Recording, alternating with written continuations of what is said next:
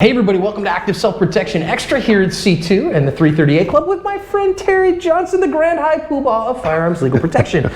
Today on John's Briefs, I had a video not long ago here on Extra about doing 15-yard headshots, and quite a few people were like, yeah, but that's going to invite additional legal scrutiny.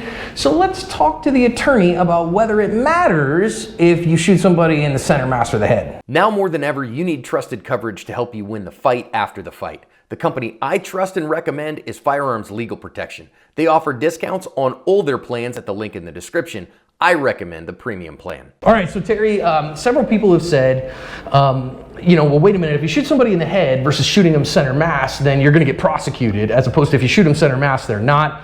I know the attorney's answer is it depends, but is that really true? For the first time, I'm going to surprise you. It doesn't matter. Yes, there was not It doesn't matter. I want you to think about it this way. Look at Uncle Joe in the White House. You know, the guy in 1600 Pennsylvania, yes, right? Yes. What does he always say? He says, well, shoot him in the leg, shoot him here, shoot him there. So if I shoot you in the leg and you die, guess what that becomes? That is still murder. Exactly. So if I shoot you in the head and you die, I don't get a different level of murder. I don't get something that says, oh my God, he's shot in the head. You might be a bad shot. You might have been aiming for the knee and shot him in the head. Yeah. Okay? You know as well as I do most, and I'm not saying, anyone that's gone through your class, any of your instructors, etc., but most people, vast majority of them out here, under stress, probably couldn't hit the side of a barn, okay, realistically. Yes, that's true. So if you have someone like that and you shoot 3 times and one of them hits them in the head, no one's going to say, oh my God, this guy's been training. He's been, doing this for all these years, preparing to hit. So it could have been an accident. It could have been raw luck. It could have been anything. But you don't get, now, again, there's something else you got to keep in mind here. If we're this close and I shoot someone in the head, then guess what? That's something completely different. But again, 25 yards out, kind of like you were talking about in the video, your rounds travel, your hand jerks, your trigger pull. Well, it doesn't matter. And to me, I would think that, okay, so let's just say we are this close, but you've got a knife on my wife right now, and you're like, hey, give me your purse. And I'm like, I gotta stop that guy right now. And if I say no, I absolutely meant to shoot him in the head because I had to stop him now. And I knew that was the best way. Well, I was justified in using deadly force, and deadly force is deadly force.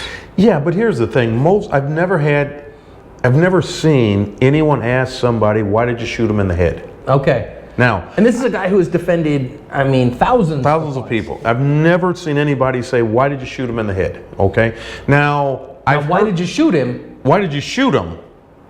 Not where, but why. Yes. That I've heard lots of times. I've also heard people say, yep, I shot him in the leg because I didn't want to kill him or something like that. I've heard that, but I have yet to hear somebody who's defending themselves.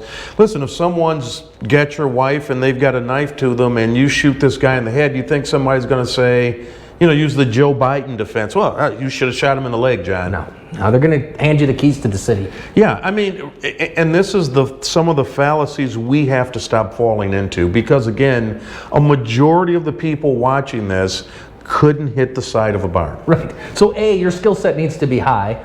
We do that with all the other stuff. And I think you said something interesting, Terry, and I know I've said it on my main channel, I've said it here, it's not about where you shoot somebody, it's about why you shoot them. Exactly. Because you can shoot them in the leg and they can die. And it's 100%. Happens all the time. It's going to be the same charge. That's right. So there was something interesting here that you said that kind of just brought this idea to mind, Terry, that said, you said, well, I've heard somebody say, well, I shot him in the leg because. Yeah, because I didn't want to kill him. Right. So this goes back to this idea of how much we say to whom in the moment. Because we can't really talk our way out of charges, but we can sure talk our way into them. Deep. Yeah. It was just like the married man and his wife, right? There's a time that you just need to shut up. That's right. Because you're going to be in the doghouse. It's not going to get any better the more you talk. No, it's just going to get a lot colder where you are. So I think there is that point about watching what you say and saying less rather than Yes. saying more and letting your attorney speak for you, to the district attorney, to their investigating officers, and those kinds of things. But really, guys, let's get off this idea of, well, if I shoot him in the head, it's worse. Deadly force is about why I use deadly force, not really where I use deadly force. Terry, thanks so much. Thank you.